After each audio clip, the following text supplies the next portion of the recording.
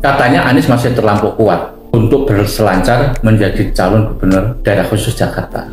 Kekuatan politik Anies tidak saja karena faktor elektabilitas yang masih tinggi yang bisa mengalahkan kandidat yang lain, tapi juga karena faktor dukungan beberapa partai politik. Tidak saja partai politik yang memang selama ini berada dalam kubu Anies, misal PKB, PKS, dan Nasdem.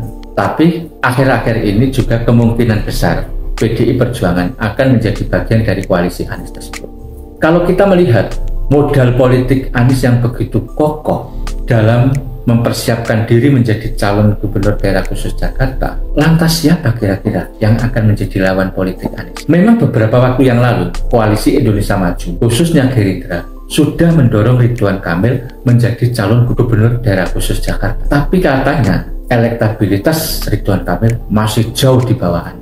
Maka kemudian koalisi Indonesia Maju membuat komposisi paket Ridwan Kamil berpasangan dengan Kaisang. Dan setelah diuji melalui riset elektabilitas, ternyata juga masih di bawah Anies Baswedan. Karena faktor kekuatan elektabilitas Anies itulah kemudian beberapa partai yang tergabung dalam koalisi Indonesia Maju mencoba menarik diri untuk bertarung melawan kekuatan politik Anies. Bahkan kalau kita baca, akhir-akhir ini Golkar justru mencalonkan Ridwan Kamil menjadi calon gubernur Jawa Barat. Begitu juga kekuatan politik di belakang Kaisang. Kelihatannya menggeser Kaisang menjadi calon gubernur dan atau calon wakil gubernur di Jawa Tengah. Kalau itu yang terjadi, berarti Anies saat ini dalam tanda kutip belum memiliki lawan yang tangguh dalam melaju pemilihan calon gubernur daerah khusus Jakarta. Memang di dalam koalisi Indonesia Maju banyak sekali tokoh-tokoh nasional, tapi apakah kemudian mereka juga bisa mengalahkan elektabilitas Anies?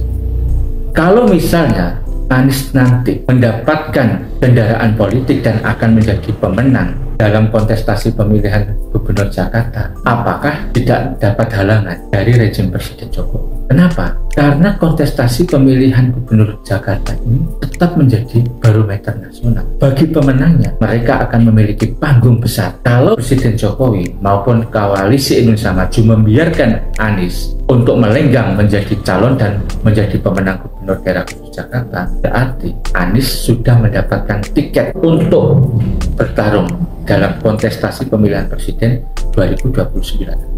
Lantas apa yang akan dilakukan oleh Presiden Jokowi ketika melihat fakta politik Anies tersebut? Kelihatannya Presiden Jokowi dan koalisi Indonesia Maju akan berpikir realistis, akan membiarkan Anies menguasai Jakarta, tapi mereka juga mempersiapkan kekuatan wilayah lain di Jawa, misalnya menguasai Jawa Barat, Jawa Tengah, dan Jawa Timur. Karena bagi Anies yang terpenting bisa lolos dan juga menjadi pemenang dalam pemilihan gubernur nanti. Persoalan bagaimana nanti konstelasi politik pemilu 2029 tentu saja Anies mengalir saja. Toh nanti akan terjadi pergeseran-pergeseran yang fundamental. Apalagi Presiden Jokowi sudah tidak menjabat dan kemungkinan juga koalisi Indonesia Maju akan mengalami polarisasi karena berbagai faktor kepentingan yang pragmatis.